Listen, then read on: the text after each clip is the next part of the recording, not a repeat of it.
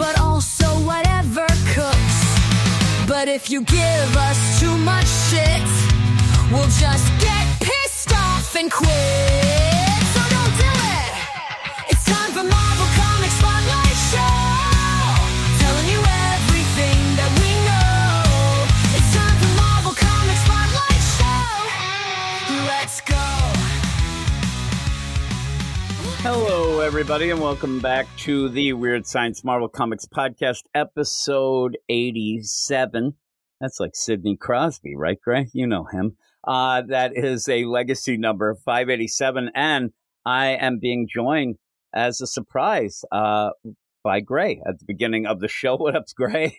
Hey, I hope I'm a welcome surprise. That's all I can say. Yeah, well, I actually sent you a message yesterday from Roscoe, says that you are coming into your own, it seems. At first I read it and I thought it was an insult. I read things weird sometimes, but I sent it to you, and here we are. Here we are. For Here the we are deal. again, And Jim. I do have to say that I hadn't been doing the intro with Matt. This is not any different. The idea that I ended up deciding to do the intro with you is I'll start doing it with whoever does start the podcast, because I end up thinking I'll make it a little long. Yeah, it doesn't work out. It doesn't work out when I Matt do would it have given alone. me It's like dirty the looks last on the thing computer going. now, Jim, and it's Yeah. all your fault. Exactly. So, and also when I get to any news, it'll probably be a little bit later, not right after the intro as well. So you'll just have to wait for that or check the show notes, because me and Gray are going to be talking about 3 books as we continue Oh to my try to goodness. expand the coverage. I know. It's the craziest How way. dare you? I'm not going to tell you anymore that we handpick things to what we liked, because at Marvel, that would be tough. You might have some weeks without a podcast, and I don't want to start things on a negative note, but boy, if you were excited for, say, a Star Wars, line of books to start up again, you might be disappointed, because me and you both were disappointed, but we will get to that in just a second. First, let me tell everybody that you can check out all of the things that we do at Weird Science Marvel Comics by going over to the website, where I usually say that you can get Sus Gabe's takes, but you can also get Japanese AI Gray's take as well at WeirdScienceMarvelComics.com.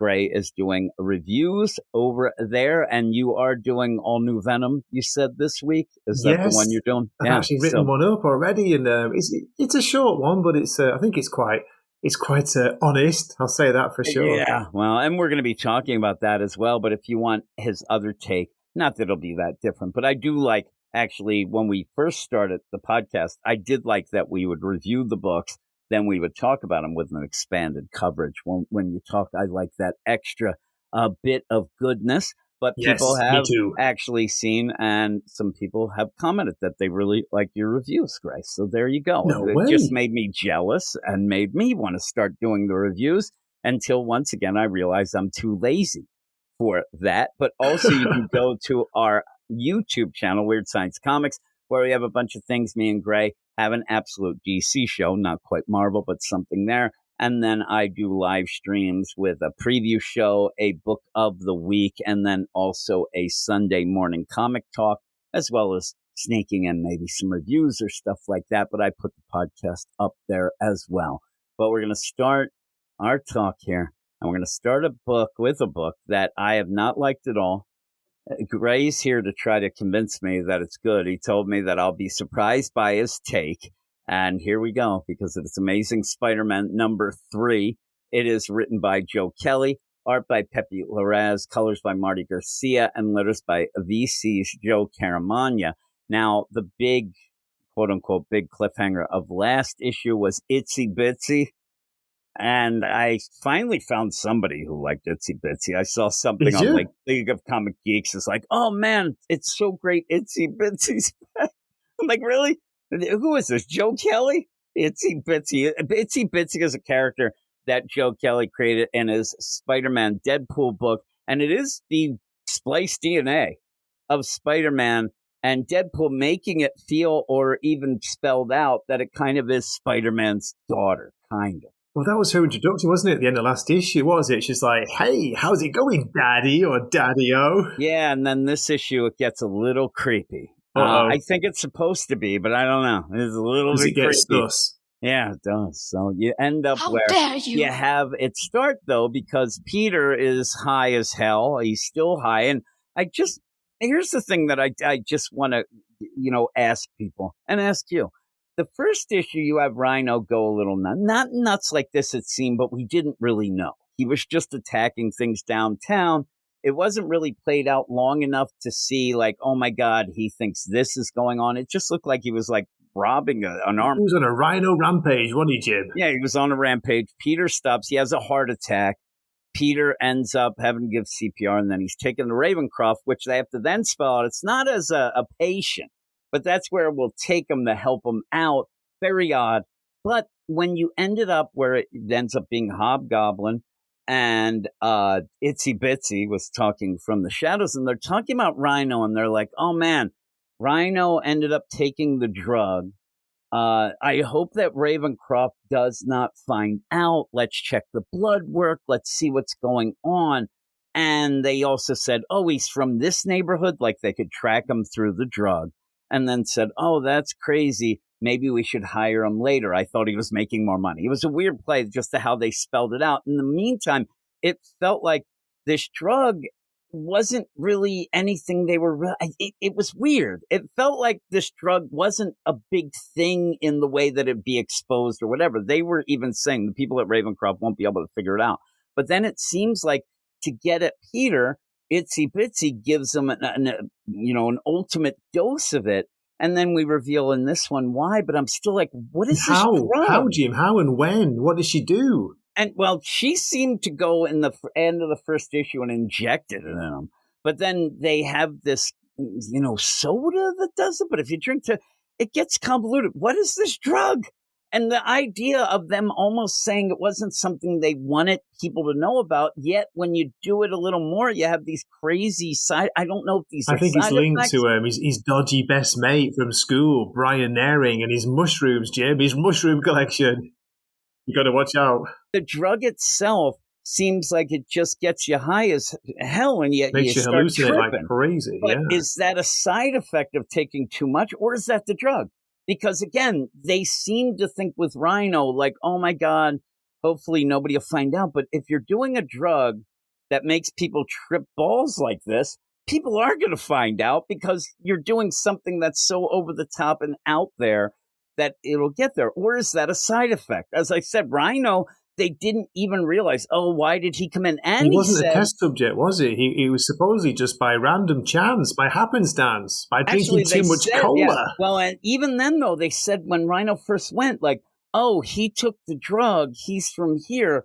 Oh, those villains taking the drug. It didn't make sense. And now it's cola. I know, why only him? You, why is it not everyone in that area going seriously, crazy?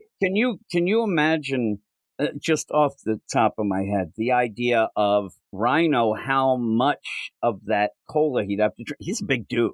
He's right? He's huge. a big guy. So somebody like me who does drink a lot of soda, like, why would you do that? And again, if Is that why you never sleep? That's true. But again, like, the idea of this just doesn't make sense in my head of why you're doing it in the cola. It's out and about, and it'll all come down if somebody's like a little kid who drinks too much soda. It's not going to have to drink that much. It just doesn't make sense to me. But again, is the drug making you hallucinate as the main effect, or is this a side effect for taking too much? Because Itsy Bitsy says, "Oh man, I pumped you full of that." She wants Peter to pump her full of something. It's very, oh my very goodness. You went there, just like Joe Kelly. So at the beginning, you end up where you have this play with Peter having these visions of in the past. Now, in this, why would you do this either?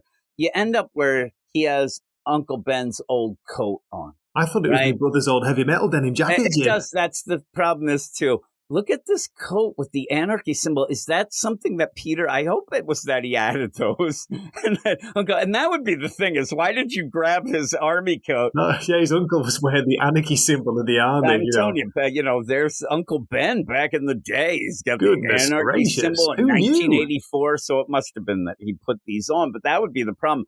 But it's to play out like, Aunt May, like, you piece of crap, I'm going to kill you and whatnot. And then right the next page is like, that's just not how it went. So why even do that? Just show the actual deal.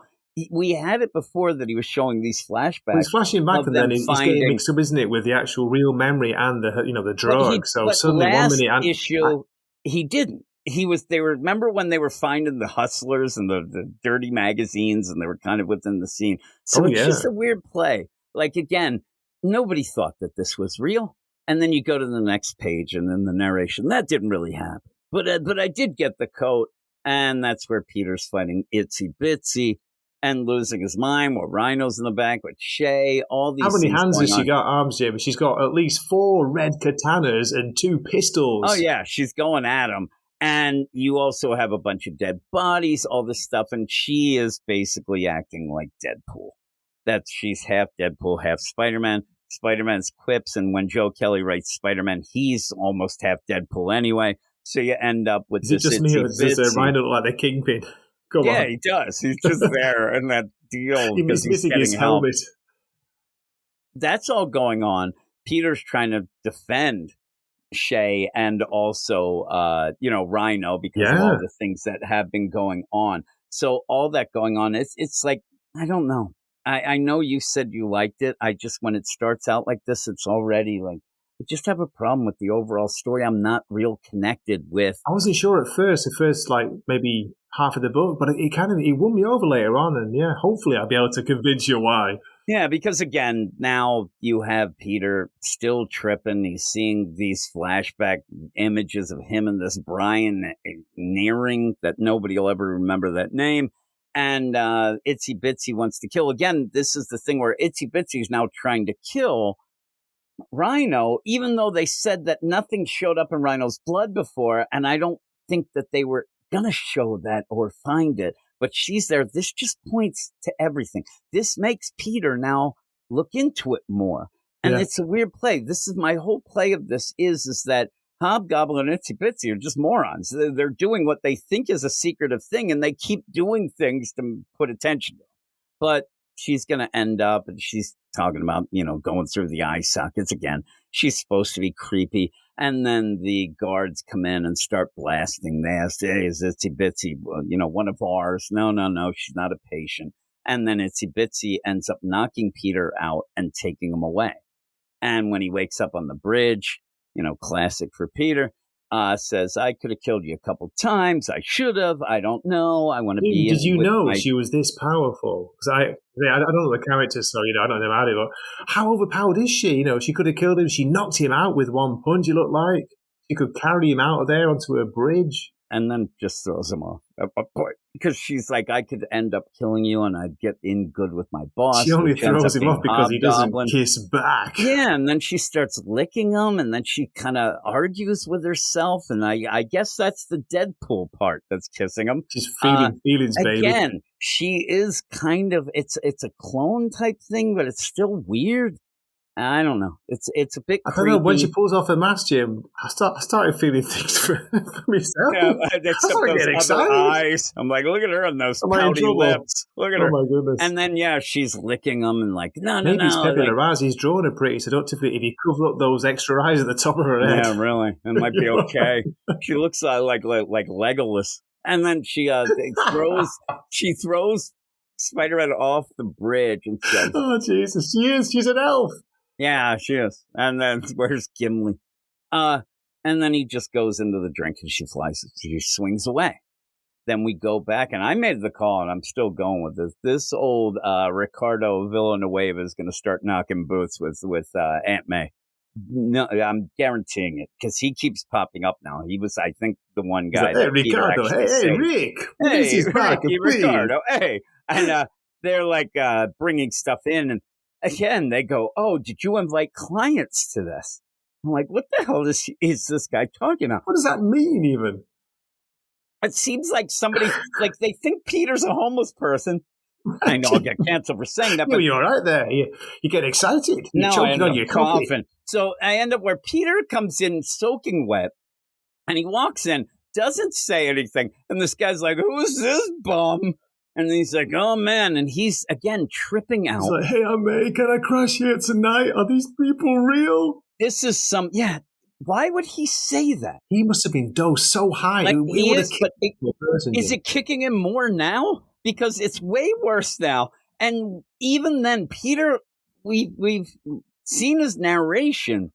You don't want to say something to Aunt May like, is this real life? Are these people real? Like, when somebody, I don't get high, and that's it. But even drunk or whatever, you try not to say that stuff, to go and do it. It's just a weird dialogue. Are these people real? So basically, Peter goes soaking wet, goes into the bedroom, and these people are like, "Who's this drug addict?" This weirdo, It's like, Aunt what's May. going on? Are we real? He just goes in and he crashes out on the bed. He's out, isn't he? It's her new apartment. He doesn't even he just crashes down.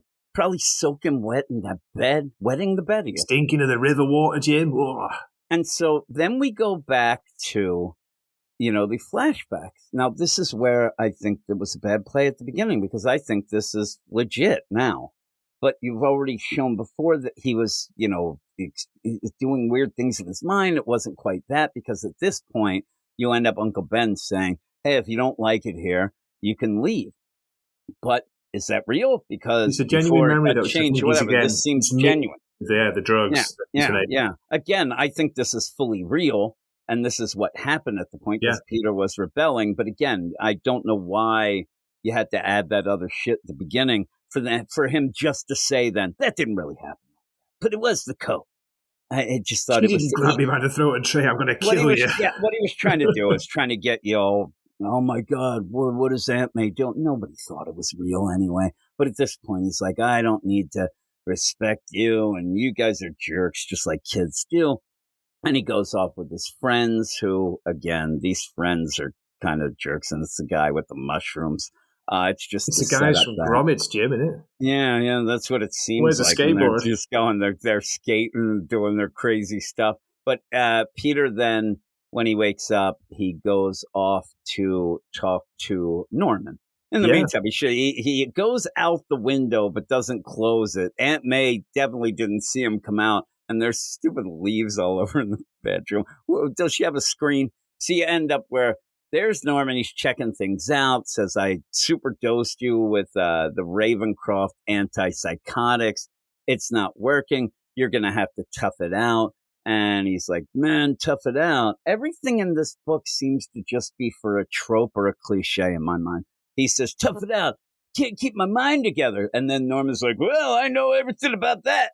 I'm like, yeah, we get it. The memories, Peter. Jim, before that, there's a great moment when we first, we don't know it's Norman, but when he's like picking out the pieces of whatever shells or bullet shells, casings out of Peter's back, he's saying, okay, an addict let a mad scientist who had backing from hell inject her with a cocktail of your DNA and Deadpool's, and this 6-armed, seemingly immortal assassin calls herself Itsy Bitsy. Your life sounds completely idiotic when you talk about it, like when you say it out loud. Of like the idea of, okay, we better tell people. How mad does Itsy Bitsy sound there with that description? Just insane. The problem is, though, that at the end of last issue, when you had that cliffhanger, I swear to God, half the people were like, who the hell is this? Well, I was, for one, I had no idea. So Norman has to tell us in this way as Peter. Yeah, that's the way it catches up. And it's funny because Peter just told him this, so then Norman repeats it. It's pretty much what had to have happened as you come in, where he must have just said, oh, Itsy Bitsy's this, and this. So Norman goes, wait a minute. So an addict, I'm like, I just told you that, Jer. But you end up where again. Yeah. Again, because it sounds so insane, Peter. Yeah. And he's like, this is ridiculous. He's like, yeah, you kind of, went around on a glider throwing pumpkin bombs, you son of a gun. But yeah, this whole Itsy Bitsy thing. And she was seen going off to this facility, this FDA testing facility. Jim. And it's weird. She's going to this FDA testing facility in New Jersey. But then also she blew it up. But then, but it's also a cola thing. And that's where the rhino overdose. I'm telling you, none of this really works in my mind. Everything is like an FDA testing facility. Well, they would have found this job, but it's also this bottling company. But then when Peter goes, oh, it's not a bottling company. It's actually a surprise. It's a drug lab. Yeah. And I'm like, I guess they got rid of the FDA, so they can't really check into things. And they did. There was the issue ago or whatever when the FDA place was blown up. But he's going to go off and says, "Hey, Norman, you're pretty good at being one of the good guys." Hey, and he's like, huh, imagine that. And look at that evil smile from Norman. Oh my god. Yeah, he's totally setting up for a fall. He's going to take a big fall, Jim. Yeah. So then he goes off to his buddy, Brian. Good old Brian. And he says, "Hey, Brian, I'm still tripping balls here. I think I got roofied." And everything is, again, everything seems to be, Peter's already said, and the characters repeat it then. "You got roofied? Oh, man, like, what's up with that?" And he's like, "I don't know. I think they put it in my cola. Can you check it?" And then he says, "You got roofied, and have you you drank from days later?" I'm like, "Yeah, jerk." Check it out. It was, and then he says, "Oh, man, well, you're really screwing me here at my job." Yeah, he is. But we'll see if he's involved and whatnot. He's going to check for this. And basically, it is the weirdest thing because, Peter has shown up to work one day. Well, one day he left real early to stop Rhino. The next day he was tripping out and the boss seemed to know it. Now he's not even going to be involved. He sneaks in, gives Brian this cola, and then leaves again. How does he have a job? Like, it already should be done, right? Dude, It's have so you ever crazy. Googled yourself? Says Brian. Basically, you're unhireable in the scientific community. You are going to ruin my reputation. You know, the reputation that we saw right before Peter showed up for that weird thing before Rhino, that the boss said your past reviews were awful. So I don't think he has any reputation. I think that whatever he's doing with these mushrooms must be, important, whatever. But he is pouring the cola in a test tube. So it looks like he knows what he's doing. And then says, "Get some sleep, man." Like, he's supposed to be working. So he goes off to this bottle. This is why I hate when characters have jobs that don't necessarily, like Peter taking pictures for the Daily Bugle. That works because he does it while he's being Spider-Man. Superman as Clark Kent, he gets stories, he goes off. But the idea of Peter working at this place, I swear to God, we're never going to see him put in like a half a day's work ever. And they'll probably just get fired. It'll be revealed that this guy, Brian's bet, whatever it will be. But he goes up to the bottling company and he says, "Oh, it's not a bottling company. It's a lab. They have all this drugs, boom, boom, boom." And then you end up where from the side, you have some guys say, in there too, isn't there? That's why you realize it's very sus. Like, is it that the FDA was actually like, they should be checking on this. And so they blew up the thing. It just doesn't make sense. Wasn't it on fire? Like, or is this not in Jersey? This is the plant. The other one was the FDA facility where they would do the testing on things. They must have found out, oh man, this hot drink, it's got all this crazy crap in it.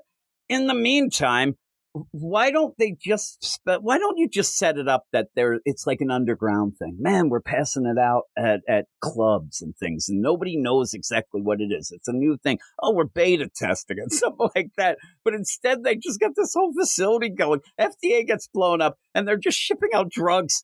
And so you end up where you have from the side, not a very efficient plan. And that's where Peter's like, "Well, what's going on? What's the plan here? Poison the thirsty?" I want to know, too. Hopefully when the plan's revealed, we'll see. And he goes, "Not a very efficient plan.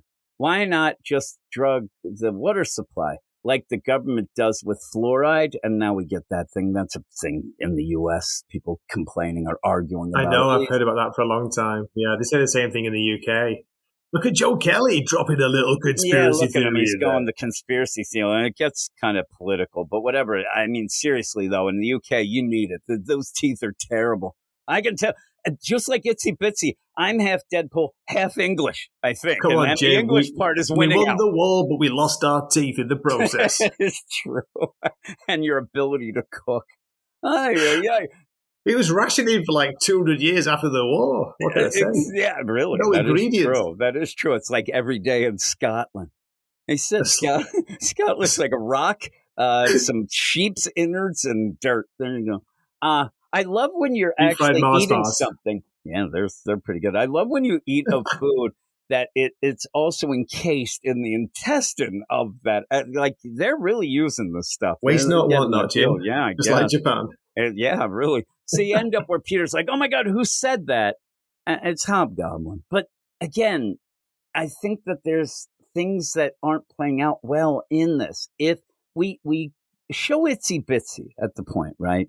And Itsy Bitsy at the last issue's cliffhanger was the reveal of who that was in the shadows talking. But we've seen Hobgoblin. Hobgoblin's way more important than Itsy Bitsy. Yeah, Why didn't we you just? already knew he Why was in didn't it. you reverse it? Why didn't you just give us Itsy Bitsy talking to somebody, and then we're like, oh my God, Hobgoblin? But we've known now for the third issue of knowing Hobgoblin's in the book. So this big cliffhanger, it's not really that big because we've seen him. And, I figure Well, that Peter's going to say, we knew he was going to attack him in the end. But and come Peter's just going to be saying like, oh my God, am I tripping balls? The Hobgoblin looks so awesome. Yeah, and maybe the play would be that it's not Flaming sword. Blows up. Wow. Yeah, we'll see. But yeah, Peter tripping balls, like oh my God, and then he blows up. Poor Peter Parker flying through the air again. I will tell you in this, and I'm nitpicking some things. I realize that, but really, for what I think is this, I think this is boring as shit. I think that this story is boring. I don't like Peter. Oh, I'm tripping out. Oh, man, let me go talk to my buddy with the mushroom research. I think I was roofied. Hey, Aunt May, are these people real? Just get done with this. Get done with this tripping stuff, and let's get to some story. And not having creepy Itsy Bitsy licking. I want to get back to Itsy Bitsy. That was the most exciting part of the book. Yeah, it's got me excited. For all the wrong reasons. My Itsy Bitsy got excited. I'd hate to have that as a nickname, but then, you don't make your own nickname. But you end up where, I'm kind of bored. I'm kind of bored with this. Is that based on the Ryan, the nursery rhyme? Because in the UK, the British version, it's Incy Wincy Spider. Oh, is it the Incy Wincy? That's Incy Wincy crazy. Spider, so you said Itsy Bitsy, dear. That'd be funny if in the UK they're like, oh, it's Incy Wincy. People are like, what? What the heck? Itsy Bitsy. Going up that water spout. She is. But yeah, I'm kind of bored with this. I'm bored. Kind of bored with him just walking from scene to scene saying, I'm high as shit.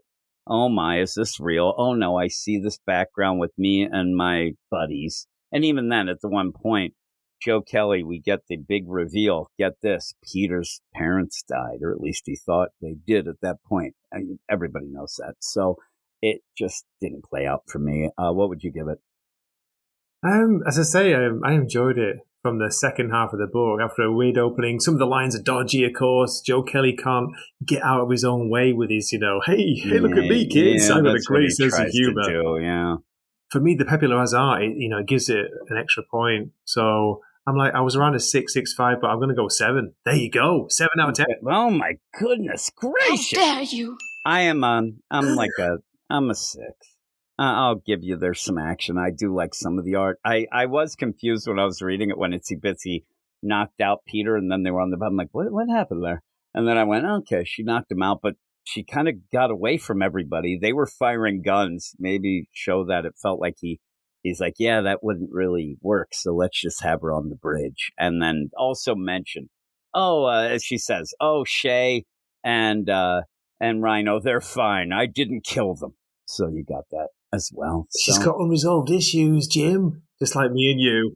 Yeah, weird though that she's gonna end up licking and kissing him. Whatever. Clones are different things, I guess. But yeah, I'll give it a 6. I could even go 5.5, but I'll go 6. But we'll move on to the next book. Hey.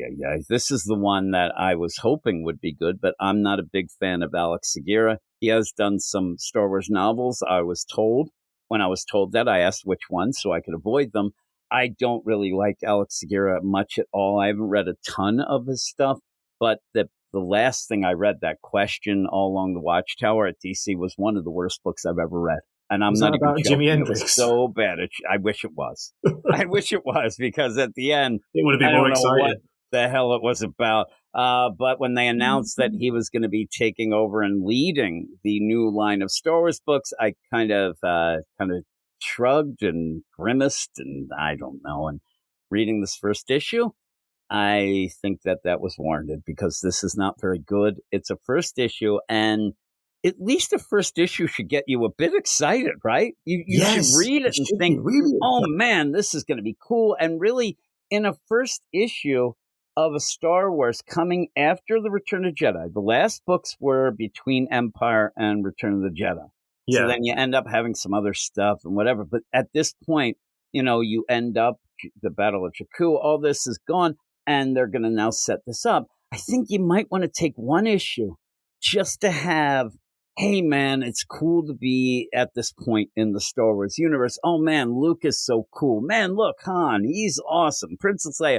And I think that you end up feeling, at least I did, that Alex Segura, instead of doing that, says, let me jump to some boring ass shit and then throw in some very uninspired other parts. Like, nothing in this makes me get the feeling like, oh my God, this is awesome. I'm glad this is back. I'm glad that we're starting up here. This is going to be new canon. We're doing this expanded universe, because they wiped everything out before, but let's go and do something.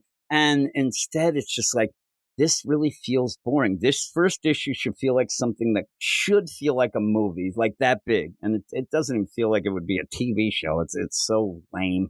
And a couple things that end up happening, I'll tell you after I'll give you the credits. First off, there's no crawl. You always had a crawl, even in the last books with the Star Wars and the Darth Vader. The two big books always had a crawl.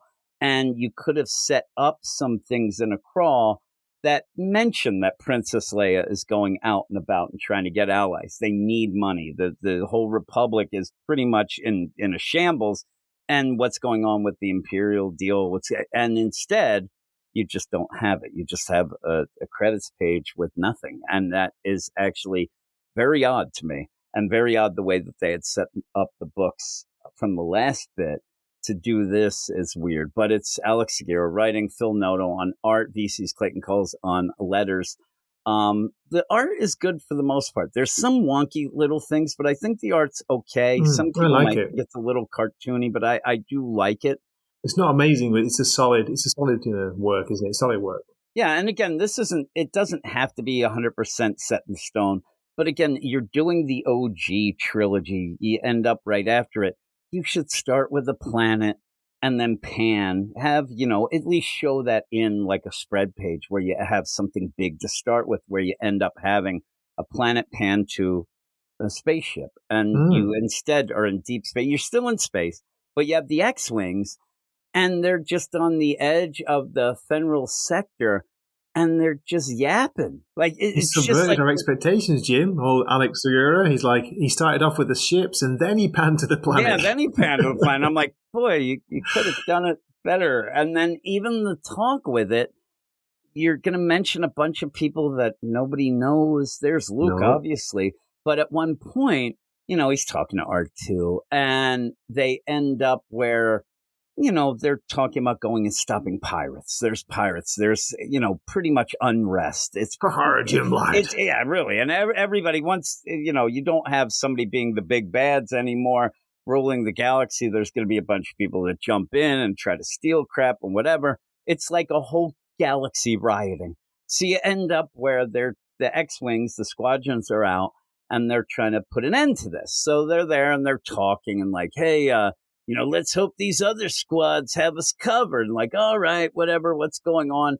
And then you end up where you have this one person. Rin. Oh my God, yeah. By the way, Rin is a Japanese lady's or a girl's name. And she does look Japanese. You end up where, I don't know who this Luke Skywalker is. He's Luke Shakespeare at one point. But he says, don't lose hope, Rin. There are worse fates than having to fly around deep space. And then they're like, we lost a lot of good people trying to take down the remaining Imperials. Can't forget that. And then here's Luke, like classic Luke. I could see him. Mark Hamill should read this because it's so great. It reminds me so much of him. We never will, but the battle's over, Ren. It's okay to take solace in these moments of peace.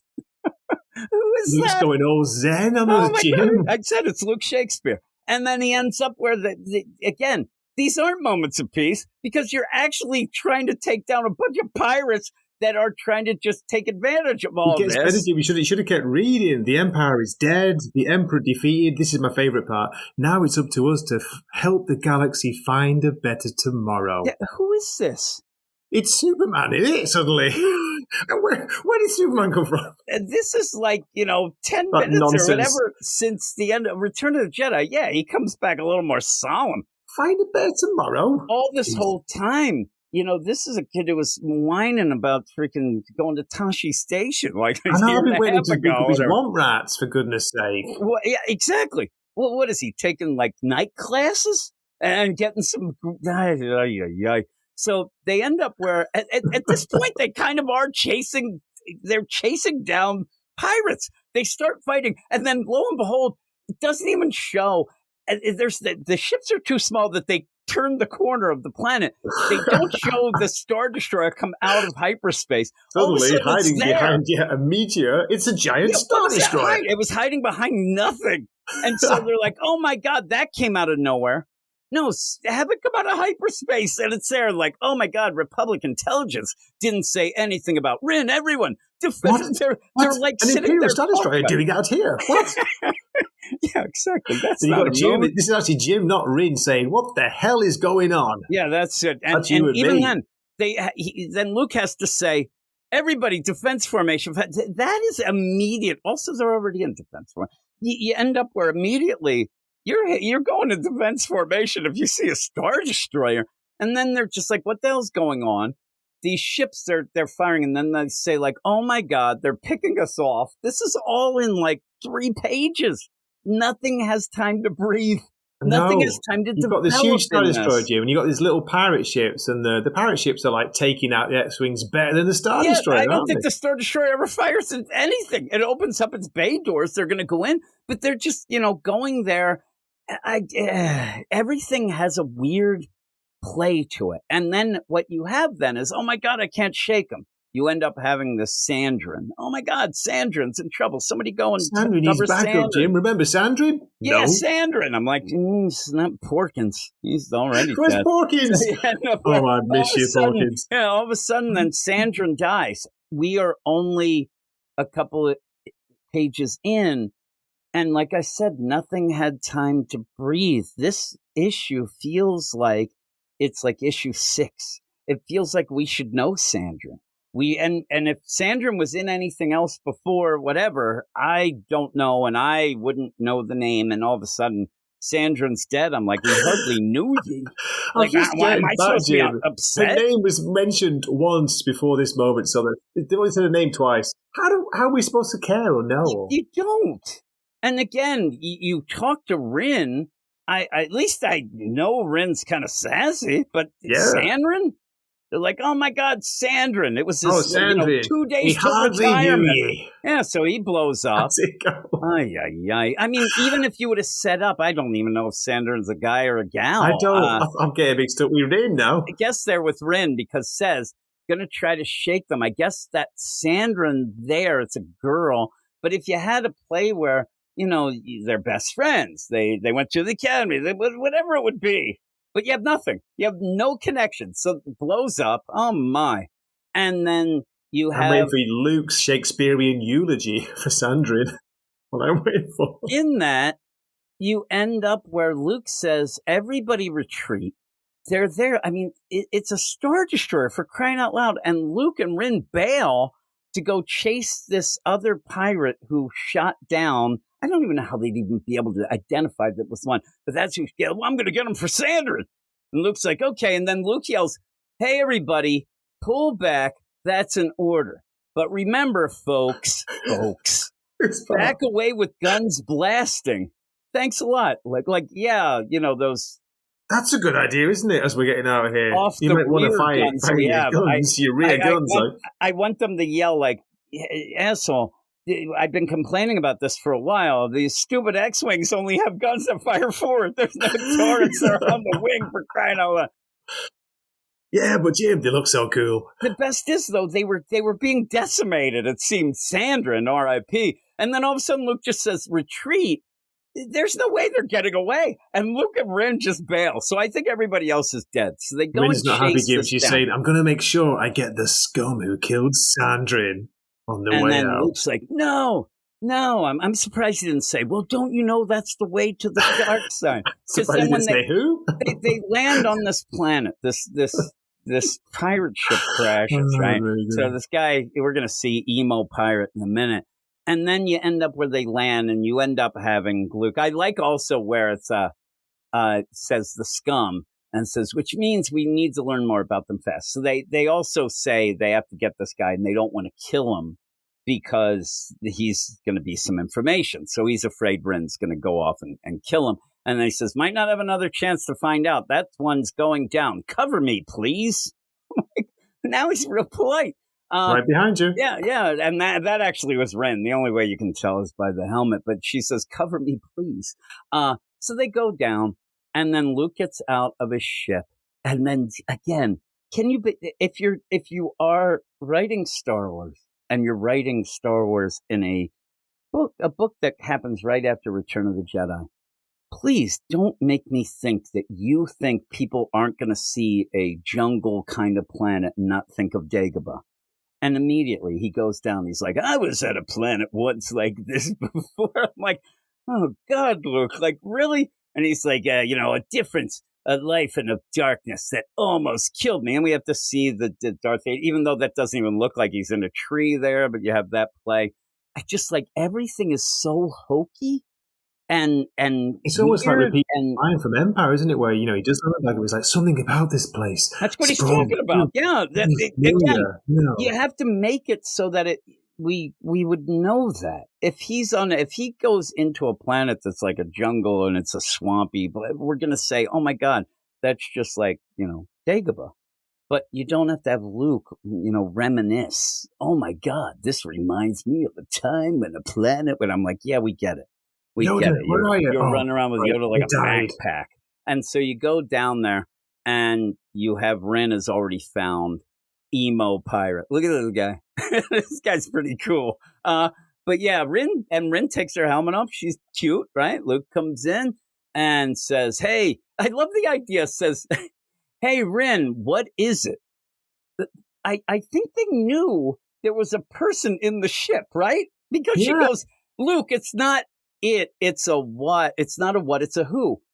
What? You knew. You said, I'm going to get this scum. It's a pirate ship with a guy in it. You come down and make it seem like, oh, it's a guy. What's happened to Luke's force? Can't he sense that, there's somebody there? Sense ridiculous, from Jim.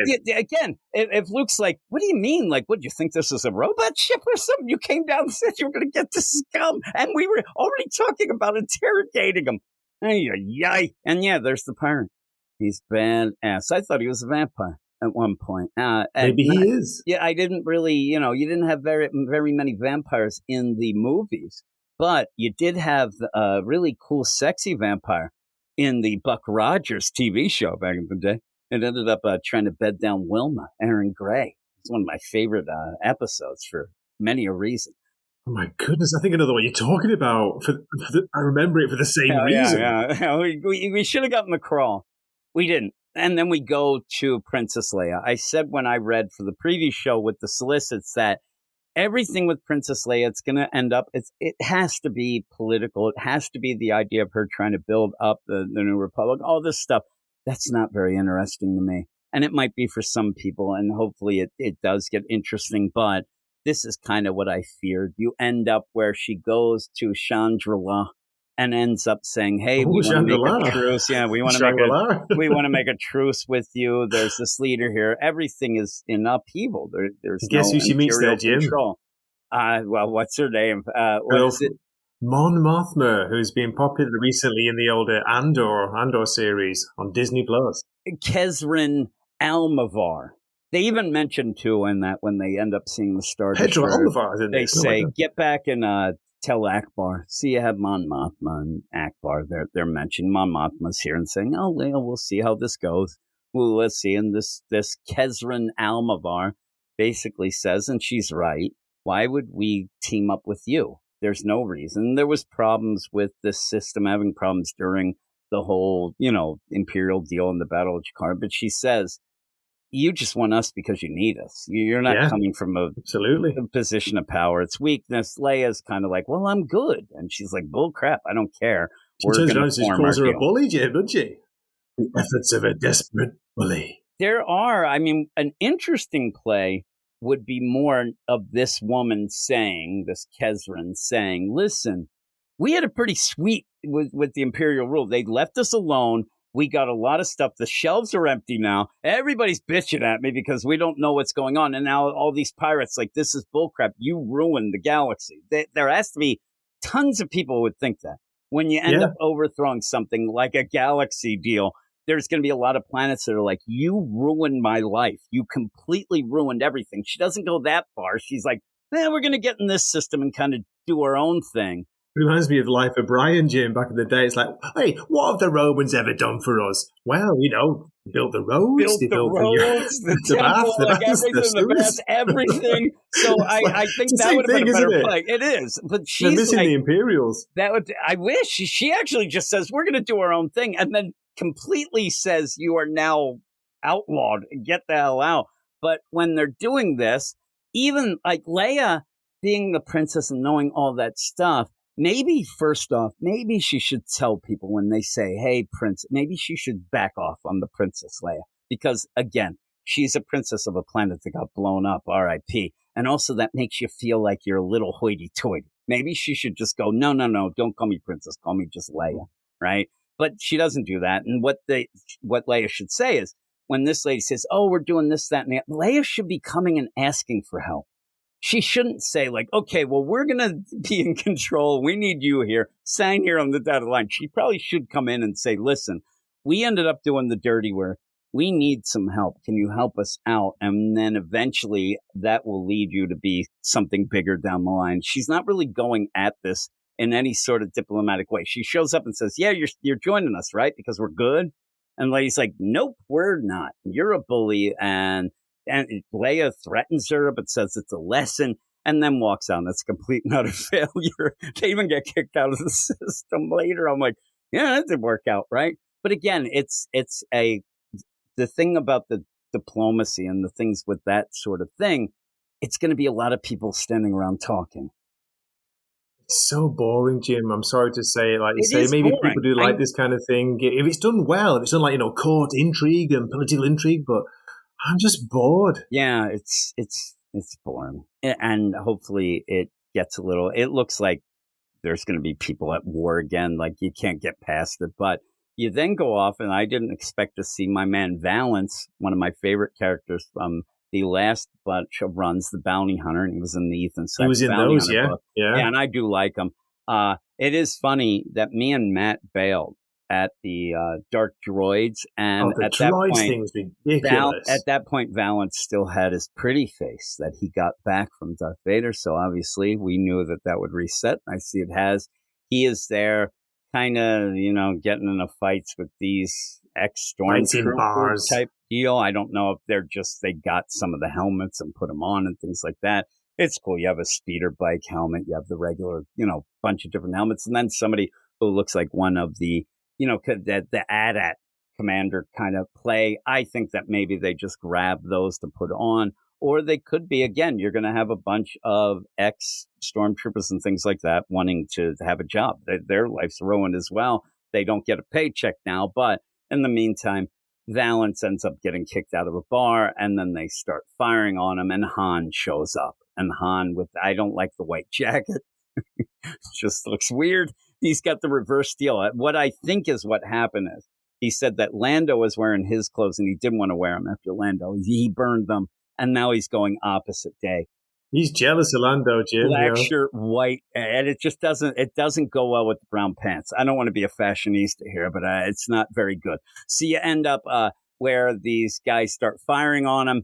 Han and Valance, who have a very long history together, start talking. And it plays out that classic of them arguing while getting fired on type deal. Valance is using his repulsor, Iron Man gloves, but they always do run out of energy very quickly. But he does blow up this big, generator, which I thought would have killed these people. But again, you see them walking in the background, but then they don't seem that concerned with them. They just run towards the Millennium Falcon. They should be toast. Yeah. They run towards the Millennium Falcon and jump in. We go back to Luke and Rin. I will say that at least we know it is Rin, right? Because I'm just going to say, Reed, get behind me. at least we know kind of her name. I think it was the name. That's a good name to remember. I got it. Sandeer or whatever, Sand Pants that ended up getting blown up at the beginning, like we didn't know. Wonderful. So Luke goes towards this emo guy. First off, I mean, shoot the guy in the kneecap. Do something. This emo guy's really going for both with a blade. cut his hand off. I know that Luke is Luke, but you're there to you have to make sure you don't kill him. But this guy's like coming at them. And also, I don't know why, but when you see close-ups of his face, he looks like a face tattooed Paul Rubens. And they end up where Luke does use the Force, gets the knife. And that's where the guy even says beforehand, though, and I was like, where is he getting this? Because he says, you shouldn't have come here, Jedi. I mean, maybe it's just because he sees the lightsaber. How does he but know? that's where Luke's getting. Luke hasn't, gotten it out yet. And he seems to know. Right, so maybe that's a play or it's just bad writing. Or maybe both. But he says, you shouldn't have come here, Jedi. The New Republic isn't welcome. Your kind ain't welcome in here. That's right. That'd be funny if he all of a sudden he has that play. I remember a guy told me that once before, but I'm better now, right, Ben? Tell them. But he ends up using the Force to grab this guy's vibro knife and says, you're the ones attacking Republic trade routes defended by a refit Imperial Star Destroyer. I'm like, come on now. Like, this is not natural dialogue at all. Like, was he going to keep going? And also, you got Sander. First off, that should be the only thing he says. You killed one of our squad mates. But he's like, you're there attacking Republic trade routes, which are just established recently because of the fall of the Empire. And now we're here, and my dad was Darth Vader. Oh, my God. Like, he just keeps going on and on. And then says, who are you? And then the guy says, come closer, Jedi. Let me speak my truth to you before it's too late. And he does. He gets close to him. There's What's no he reason doing? to do this. What is he? Like, maybe he's mind controlling him. He I learned don't know, but nothing. he's a Jedi. You don't need to go close for this guy to whisper because usually that means he's going to stab you. Oh, he's got like a poison, tablet in between his teeth. He's going to spit in his face. Like, or he's dude. sus and he wants to make out with him. Like, it's Dude. Bitsy. I don't know. Can you hear that sound? Can you hear that? Listen, it's Yoda rolling in his grave right now. It's Yoda, Anakin, and Ben. They're now the Three Stooges. They're doing crazy shit now. They're like, who trained this kid? And he ends up where he leans in close. Ay, ay, ay. Then you go back to Leia, and she's all upset. And what are we going to do? What? We've been expelled from the summit? Oh, How's that possible? Yeah, they got their asses kicked They got out. kicked How is out. it? First off, you threatened the ambassador, the leader. Yeah. And then said, no, it's a lesson. They're like, yeah, here's your lesson. Get the hell out. Don't let the You're not door welcome. slam you in your princess ass. You rebel scout. And she goes out. So then you end up where you're combining all these scenes then you get... Look at the smile on his face here. Emo vampire. Oh my God. I'm also looking at Han outrunning Balance. I'm like, really? Why has he got no They're face? going in. Also, in this, no Chewbacca. Where's Chewbacca? I'd like to see Chewbacca. That's one thing, but he's not there almost like because Valance has to sit in the seat, but I'd like to see him. Maybe that'd be funny if now the expanded deal is like, oh man, where's Chewie? Oh, he married Wicket. I don't know. I'm not asking questions. He stayed on Endor. He's the chief now, the chief of the tribe. It's really weird down there. And C-3PO, he did the ceremony, so I don't even know if it's real. But they're running in. Oh my God, Balance, we're all in trouble. These guys should be dead. They should have been blown up. Then we get the smiley Paul Rubens vampire. Luke is like now he's shaking them down. There's no reason to do this. He's going in. Yes, Jim, he's so close now. He's like, tell me more. Dude, you're very fun. And all of a sudden it's Grease. Tell me more. And he's like, closer. He says, Why no. does he have a car? Again, I love this too. He says, again, we'll say this is going in line. You're the ones attacking Republic trade routes defended by a refit Imperial Star Destroyer. Who are you? Come closer, Jedi. Let me speak my truth to you before it's too late. The next panel is, no, tell me more. He hasn't told you anything. What do you mean, tell me more? Tell me anything. And he's saying, like, I don't want your name, but he asked the name, and then he's going to speak the truth. Like, whatever, just knock this guy out and take him back to HQ. Take him back to the base where he's now tied up. Throw him in a bacta tank if you want to. Throw him in a cell and then make him talk. Not there where you're like, no, tell me more. What does it mean? It takes Rin in the background, like she's like, Luke, get back! He's reaching for something. So yeah, and so in that, oh are we my supposed God. to believe What an idiot, Jim. that this guy whispered sweet nothings to Luke? Luke is now. What is he saying? What does it mean? What do you mean? What does it mean? You asked him for his name, and he said, "Come closer. I'm going to tell you my secret before it's too late." What does it mean? What, the meaning of life? Like, seriously, now. It's the vampire charm. He's in a trance. Because I don't know it what's doesn't going on. develop enough. And she doesn't say, Luke, what's wrong? You're acting weird. She says, Luke, get back. He's reaching for something. I'll tell you what he's reaching for. I'll tell you what he's reaching for. He's reaching for the hose that look, and not the one that we see. This is what he's reaching. I don't reaching for something because then he blows up. What? It's like, is he blowing up like he's a robot? Is he blowing up because he's got some crazy energy? I don't know. But Luke, you fell for the oldest. I'm surprised the guy didn't say, hey, look, your shoe's untied. Right before he gets it. It's the oldest kid. Come in closer. I'm going to whisper something to you. No, tell me what it means. He doesn't even blow up. He goes whoosh, Jim. I don't know. I don't know what happens. Again, weird. You have to knock this guy out because, again, in these sort of things, what I'm expecting is he's going to bite on the cyanide tooth. He's going to do something, but you never go in close. You have the advantage. You have this guy down. You have a lightsaber and a gun. Rin has the gun right on him, and he's going to, he wants me to whisper. So, okay, let me get closer and pretty much let me straddle him. You know, a little cowgirl action, and they go. And then this guy looks completely dead. And I'm surprised he's like, oh, no, it looks like Uncle Owen and Aunt Beru. Rin's going, Luke, no, please, wake up. Yeah, wake up. I'm like, what the hell is happening? He got taken out way too easy, Jim. Yeah, and just ridiculously. And you end up where Han's, again, the stuff with these guys that they're trying to take down is not real interesting. I just like Valance and Han. So you see that. And then Princess Leia and their ship, they're like, oh man, we're still in the edge of the Fenrir sector and we're being told to leave. Oh no. Well, you already got kicked out of the meeting and they're like, hey, listen, the New Republic isn't welcome here. They offer us little. This is going to be something she's going to hear a lot. And they make it seem like it's a huge thing because then they don't go and they start getting attacked. They're getting attacked. I'm like, what is happening in this issue? Like everything ends up like no real setup, and then when you get to it and end it, it's just nothing. It's a dud. It just falls flat. So I don't think that this is going to do very well. Though again, people will surprise me and love it for some reason. But what would you give it? Wow, this is really disappointing. Very, very dull. Actually, at least it made us laugh, Jim. It made me laugh a lot. I can't feel bad for that because people have worked hard on it.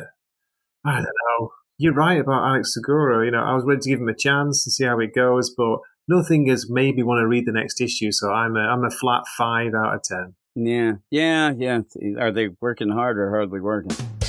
I don't know, but yeah, it wasn't good.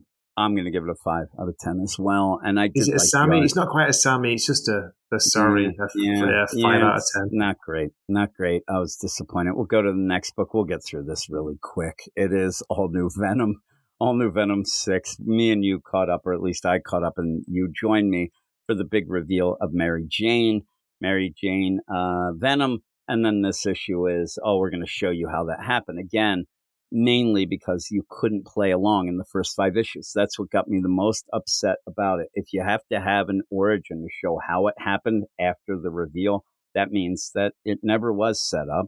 You never saw it, so why even have those 5 issues? I'm amazed they drew it out for those 5 issues in the first place. Yeah, so you end up where it is All New Venom number 6. It's written by Al Ewing, Carlos Gomez on art, colors by Frank Diamarda, letters by VC's Clayton Coles. And I do want to mention before we go into this, because this is going to be a book that people are going to hate just because Mary Jane Venom. Me and you laughed like last issue, like, oh my God. And I said, they're just desperately trying to do something for Mary Jane to make her viable, or at least have her own book. Jackpot's not working, so you end up combining it now with Venom. when I said one of the ways to get Mary Jane in some books is to have her be with Peter, and then she'd be an amazing Spider-Man a lot.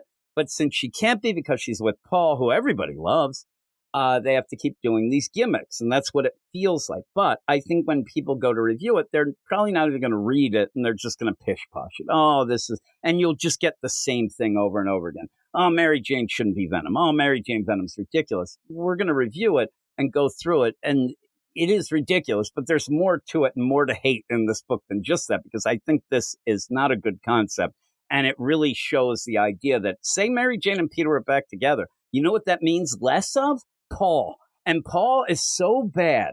And people hate Paul for so many other reasons. I hate him because he has no personality. He's just a jerk and is always there to bring every scene down, especially in this. It's so ridiculous how bad Paul is. And please, in my estimation, and I usually, sometimes have my ear to the pulse of the streets, people are going to think that this is the book that will finally get rid of Paul because there's problems between him and Mary Jane. Oh my God, Paul's upset, whatever. They're not doing it. They're going to egg you. They're going to drag that on. They're going to end up giving you that carrot, and they won't do it. Eventually, it'll probably have to happen at some point. But at this point, I think that Nick Lowe thinks that people will hate read whatever Paul's in, though I would say that this all-new Venom probably wasn't selling well, and you had Paul in it the whole time. And in the meantime, any sort of sales, hate sales, whatever, I think that they like. And I think that Nick Lowe loves to taunt people with Paul. He likes to, egg people on and whatnot. And it's an odd deal. Now, I did see something recently, actually this morning, that people were saying that, I don't know, some guy supposedly talked to Zeb Wells and a lot of the Paul Mary Jane stuff because he was going through a divorce himself and he wanted to kind of explore that. Really? Yeah, I was like, I never heard that, but some guy claimed, well, he told me at a convention. I don't know if it's real, but people have it's gone down whispered down the lane. And now everybody's like, yeah, I heard this. I'm like, I don't know, but we'll see. But you end up again, you now show the origin that you never could play along with before. And it happened in Venom War. So, even then, the possibility of maybe 3 people, like at Venom War, I've not met anybody who read Venom War. I didn't. I forgot all about it. And then here we go, that she was in Venom War. You get a bunch of editor's notes explaining, and everything is in this, where you have the Venom symbiote and Mary Jane sitting on the couch. And you do see that they're always touching.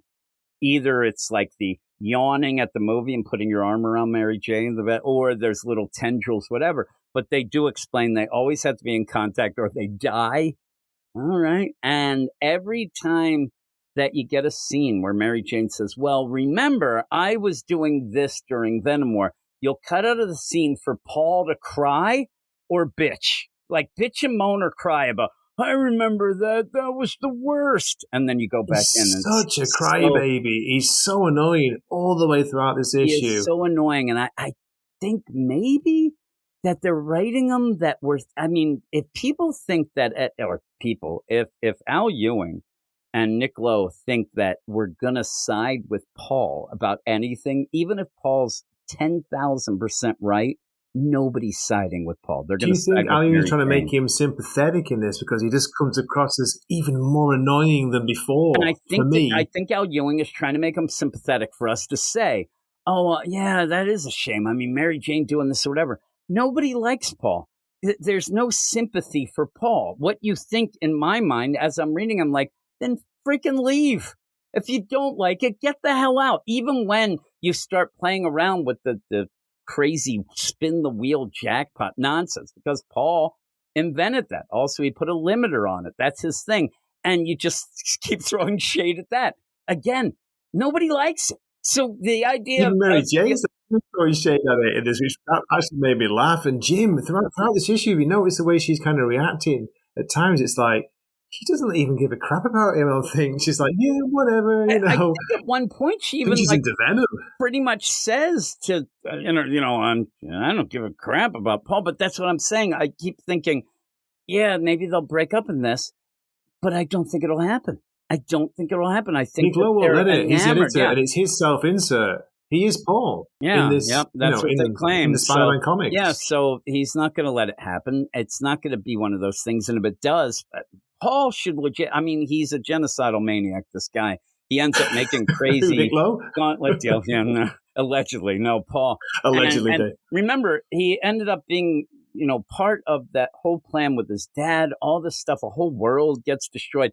And Mary Jane says to Peter, "Well, we can't blame him because he feels bad about it." Really? That's what you think? Really? And so when this keeps going on, it just keeps going back and forth to, the deal. And even when Paul's like, "Why are you sitting like that with the Venom?" That really made me laugh. symbiote?" It's hilarious. Yeah, you see Mary Jane and Venom sat and they're kind of like, Venom's got his arm around her. Oh yeah. And We'll Paul's find out why in a minute. jealous. Yeah, she says we all Paul always is have not contact. happy, Jim, with this. And she's like, "It doesn't mean anything. Like, we're just friends." It's like the Just weirdest friends. love triangle, right? It's an emotional support friend here. So you end up where now the tendrils go and we have to be there or we die. But at no point does any of this feel real in my mind. But you end up where the whole play. Just dropped out of nowhere, Jim, that clanger. We're not friends. We do have to stay together or we'll die. Well, I was like, what? Wait a minute. Mary Jane, Venom, like they show, "Oh man, we saved everything." And he's like, "That's what the world saw. I saw the readings from the device. I thought you were dying, MJ. I thought you were being turned inside out right there on my screen. Do you know how relieved I was when you came home?" I I'm thought like, I'd never "Come stop on." crying, Mary Jane. Yeah, look at him crying. She's like, "Can we get rid of that man bun?" But she's like, I remember, Paul. She's pulling out a pair of scissors and she's hooking him, cutting it off. She's got snips. This is Quick, the best. get it off. If you Quick, read no. this, just the dialogue, it's so great. You can play it a different way.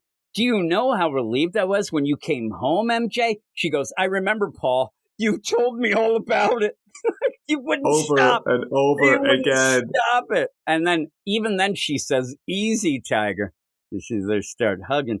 And so, By the way, sorry. Jim, that shouldn't be allowed. She can't call anyone else I Tiger, know. can she? I actually thought that was, weird too. I think that's been put into like but piss there people you off go. even more. Yeah. And then he's crying. And he's like, "Sorry, I'm crying again. Sorry. I really just hope this time, MJ. I thought you were dead. We both lost so much." And then she says, "I remember feeling terrible and selfish and like such a bad person because I didn't feel that at all." I didn't feel it at all. She's saying this. She's telling like, this "Yeah, to Paul. Keep this to Whatever, yourself. Paul. She's like, "I fought for my life and won. I was buzzing. I had this crazy high. I was going with, I'm tripping balls like Peter is and ASM." But says, "But when I saw how it hit you, watching that screen, feeling so helpless, I didn't want to do that to you again. I couldn't do that to you again." And I wanted Paul right here would have been classic. "Oh, thank God, Mary Jane, you're going to stop being Venom and Jackpot." And she's like, "Oh, no. Get the hell out." Like, she's just going to keep doing it. She just doesn't want him at the screen anymore. Get the hell out, pack your shit and go. They also have to finagle. They had a limiter on that. The Jackpot was the worst. The powers are you spin the wheel. And one of the big things is, even though Paul made it, because even Robbie's like, "What the fuck?" It's the idea that you could spin three skulls and you die. And Robbie's like, "You made this for your girlfriend?"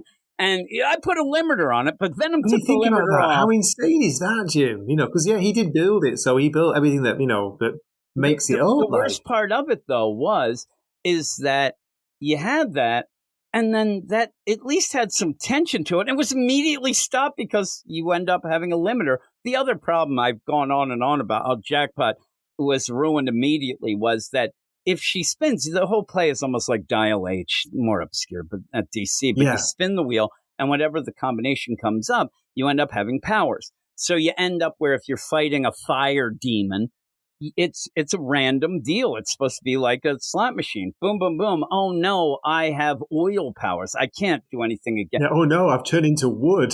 Get away from the fire, quick. So, but that's the fun of the Yeah, that's the fun of the it. power. And Mary Jane, being a smart gal, the fun of that is the spin. And if you unfortunately get something that's the worst possible thing, she's smart enough to make it work. She'll figure out, Somehow I'm she'll good, make it, but I'll to do her this and do advantage. that, whatever. Instead, they let her spin again. So she's just respinning. That's the You worst take I've the ever whole seen. all the stakes They out took of it. everything out. The death part out, and you could respin. So again, and they wonder why Jackpot didn't work. Now she's Venom. So I wanted her to kick him out. Then she starts talking. "I went out and I started spinning the dial and I got Skull Cherry Venom. Like right there, you go back home. She turns into gelatinous Venom who can't fly because she's flying at that one point, even though they never really show. She flies a lot, but they seemingly never show her get a flying power. And people were wondering, is that just a full out power of hers? Yeah, but now that's she right. turns into a gelatinous deal and falls as if it. Why? So she Disgusting falls blob. and then just hits and then is her again. Then she has Horseshoe Venom 7 Venom Horseshoe, and she becomes a Kree warrior and starts yelling. And this should be the part where you're having some fun. It's not really that much fun. Also, at this point, Paul's yelling, but it said that the thing was dead. And then she ends up spinning the deal of becoming in that like a walking zombie. That was a freaky panel, wasn't it? That page there. Yeah, What it was the really hell? weird. Night of the Living Dead. It looked weird with that, and also looked like the even like the aliens in what's that, Mars Attacks a little too. The way that she looks with that it wig, does. right? Also, They Live. John Carpenter movie. Oh, a little that's bit. what it looks more like when you put. That's what she's now. Her and Venom symbiote can fight to put the glasses on, but finds the Venom symbiote.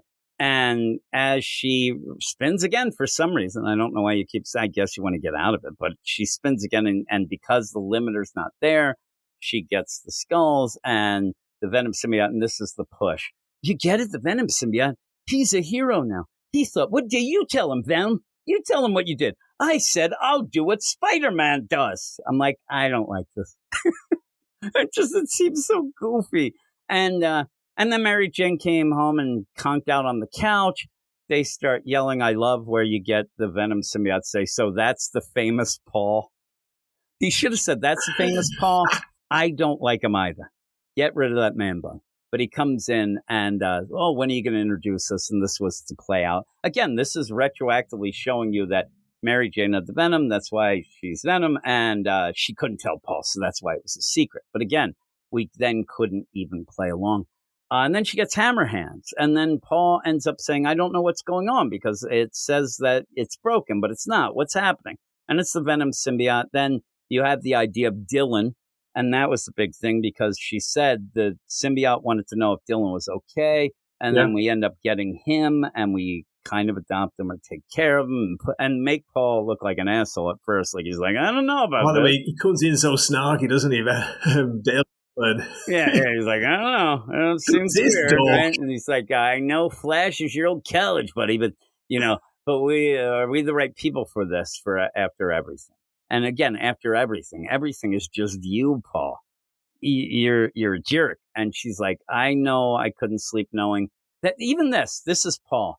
I don't know about this. This sounds really wacky, and I know it's I love the idea. It's your college buddy because it's in bold. Are we the right people for this? I don't know. And she goes, I couldn't sleep knowing that would happen because he could get sent into the system. And then he goes, neither could I. I love it. I'm like, what just happened, Paul? You are the worst. You are the worst character ever, where he just flip-flops constantly and he has no personality of his own. And Jim, he's wearing rubber gloves when he's washing up. Yeah, what a whim. What is he, lunch lady? Yeah. And he's got Kiss the Cook. Nobody's kissing you. His lovely hands, I think. Yeah, really. He's a hand model. He's like George Costanza. So in that, you do look to, I like where the Venom has the tendrils. Looks like he's like feeling up MJ. And then he says, you neither could I. I love you, MJ. You know that, right? And then we get to the next page and he goes, I guess not. Ay, Paul, you are a downer. It's Debbie Downer. And so this big play is, what are we going to do? And then suddenly I love where Paul says, this is why we can't knock boots. and I swear to God, I told you, and you said you were kind of, I remember at one point when the kids showed up and people were going to lose their mind. Oh my God, MJ and Paul had sex. And they're like, no, those aren't their kids. And Paul can't. They almost seemed like Paul that was his run or something, maybe because he was a genocidal maniac or whatever. Like he couldn't have sex, it seemed, as what they pulled up. And I swear, I'm not making this up. I swear it was. But now they're getting intimate with Paul. That's what he considers holding hands and smooching, maybe. But you end up where he's like, I that's don't why think we I have could Peninsula. stay in a relationship with 3 people in it. Yeah, as Dylan walks in. And like, and Dylan's like, what the hell's going on? I love where he's like, who's she nailing? Robbie? And then even flashes mentions, hey, what do you do? And says, even if the other 2 were open and honest. And Dylan just be like, what the hell did I just walk into? And then he goes, anyway, I'll get dinner started. Yeah, I'll get dinner. What a jerk. Oh my God, he's so annoying. And so all the way then through this. Dylan blames himself. He's like, oh man, I didn't know what was going on. And she says, he's fine. It'll be fine. Then all of a sudden, we got back MJ. Like in this battle, when her phone goes up, I swear to God, she's now like a triple D cup and has a big booty. And then it's like, oh, that's a weird coincidence. I got to go take this call. I love the idea. It's like, anybody I know? No. Anyone I know? Everybody. I'm like, she's setting up a foursome now. And it's Flash. I love Flash. I was just talking about you. Yeah, I was just talking, Flash. And we're also interested in maybe a 4-way. But says, hey, there's some weird things going on, Scar, all this, and I'm going to have to talk to you. And she actually goes, oh, crap, are we going to talk? And we see that he's right outside her window because he heard all this. And he says, no, we're going to fight. I'm like, that's a weird cliffhanger. But we'll see what happens. We'll see what goes on because he's ready to fight because now Venom. She's Venom, and that's who he's against. So there you go. But I'm sure that it'll be something where during the fight, the Venom symbiote will do something to show, oh my God, it is good. It is trying to be like Peter. I don't know. But it's not great. It's okay, but it's not great. It's just, again, hey, everybody, it was out of nowhere that MJ was Venom. We'll show you it's not so out of nowhere, even though it still is. And then Paulson. So she was about to die. She was at death's door, and the symbiote Venom saved her. She was falling apart but like now, Endgame. Now right? they're linked, yeah? So if one of them leaves the other, that either... No, he'll be okay, but she'll die. So he's keeping her alive. I think he will too. I think he'll die because he was having problems too. And somehow you hand wave and say the combined deal helped it. Venom's caught Mary Jane's dodgy jackpot, skull power. Oh, God. And then, so in that, you have her mention one little thing that is a kind of like, you kind of played it lame, where she says, we have to touch physically, or he's in my blood. So when you see her there, you could say like, oh, where'd Venom go? Well, he's in her blood now. Oh, right. Well, there's a possible out there, isn't there? If you could rig up some kind of serum, where she knows and also she has to keep it in her blood. Again, just the fact that they want to have Mary Jane walking. You can't have the Venom symbiote just walking around with her all the time, holding her hand. So you have the blood deal. And in the meantime, I think that they'll try to tie in something. Paul will figure out how the gauntlet works, right? That'll end up giving her a power that saves her. I guarantee. Like at the last second, she'll spin. It'll be like life, or it'll actually come up. Paul, the worst role ever. But maybe we'll have something like not that. 3 bars or cherry. No, never mind. Yeah, exactly. Paul, man bun. Oh no, man bun, scissors. Yeah, man bun, scissors out. Pack your bags. But it's what it is. We're going to review it, but it's nothing crazy. But what would you give it? Okay, just as a summary, can I read a little bit from the review? This is what I thought, man. Seriously, the whole premise of MJ agreeing to link with Venom, it's just crazy when you consider their history. She should hate his guts. Oh, she should be petrified. It was the worst. Yeah. They've gone all about that, haven't they? Also, there's way too much Paul in this issue. He comes across as really pathetic, obsessively needy. I felt like I needed a shower to wash off the slime after reading it. Paul. Seriously. I need an anti-Paul suit. So yeah, just a bizarre comic. It's not for the faint-hearted. 4 out of 10, Jim. Yeah, I'm a 4 out of 10 as well. I almost was going to give it a 5. This is one that it went down. More positive than me. What's going on? I'm a 4 though. It's a 4. It's just not good. There's no reason for it. It's a silly premise, and Paul's awful. Paul is awful, and then you throw in weird stuff of 3 ways. That's I crowded bedroom deal. That again, people will be hopeful that will break them up. It won't. It'll be Paul desperately trying to solve the situation because he wants to get busy. And I don't know. It's just not great. I was looking on League of Comic Book Geeks, and they are usually overwhelmingly positive. It's really split with this issue. It's like people either hate it or they like it. Well, if they like it, I'm sure that they mention that they're fans of Al Ewing, because I see more people saying they're fans of Al Ewing than actually buy any issues that he's involved with, including that Metamorpho and everything else. Probably will end up with Absolute Green Lantern. I don't know. I'm not a big fan. I wasn't even a huge fan of Immortal Hulk. I know everybody points to that, but since then he's had like 15 books, and almost everyone besides I'm Immortal still Thor has getting all these failed. books. Do you, Jim? And like when you sit there and think of Defenders Beyond or whatever the Avengers Inc. I did like the Ant-Man book that he did, but that was wacky. But then the Wasp book that came after was not good. You have a lot of those sort of books that people just forget because nobody ever bought them and they disappeared. So with all that, Here's one, Jim, just 2 lines from one review, just a random one from 2 hours ago. I need Al Ewing to never touch Venom or MJ again. His Venom run was already awful and boring, but man, this is even worse. Just give Eddie the symbiote back, for Christ's sake. Yeah, I'm glad that you mentioned that, because again, if people just decided to read this, like his and that Venom War was everything that Venom I couldn't read it. So boring. The first one, it was awful. The worst was when Ram V was still involved, and it flipped. They were both doing it, weren't they? And they were taking it in turns. They were both boring the crap out of me. God. And I still was reading it. I was reviewing it with Jason. It was a while back when we were doing the Marvel podcast, and I just did not like it at all. And it was boring. The God Garden stuff, the End of Time, the idea of all that King and Black stuff and I'm with them. At this point, you just reset. Get rid of Al Ewing, get somebody else. I know that, Donny Cates is out there and wants to get back in the comics. I don't think that he would want to come back to Venom, but boy, it'd be cool if he did. But also just get Eddie and Dylan, get that combined in, get the what are they doing? Because I'm actually liking MJ in this, Eddie with Carnage, but that's a cool limited series feel. So once that's done, get Eddie back and wipe everybody's mind of this nonsense.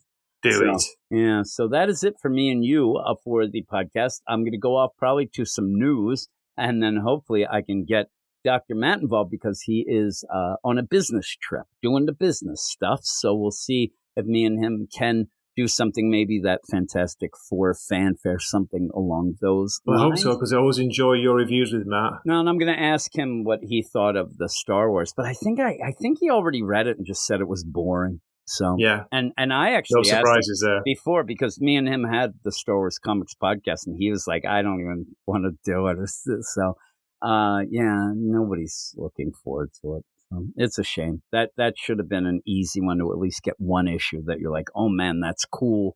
Man, Star Wars is back, something like that. But that's what everyone wanted, didn't they? I mean, they did get it in the extended universe until like Disney Star Wars wiped it out. But everyone wanted to know, come on, what happened next after a Jedi? We wanted to see Han, Luke, and Leia together. And now it's the idea of what are they going to end up doing with it, and how are they going to change it? They're going to keep. How are they going to ruin everything? Yeah, that's the problem. Lead up to the sequels. I mean, this issue there were points in the other books where, again, you got that Dark George. You had too many events, and they bragged about, man, the Star Wars universe never really had big events like this. I'm like, yeah, I kind of know why now.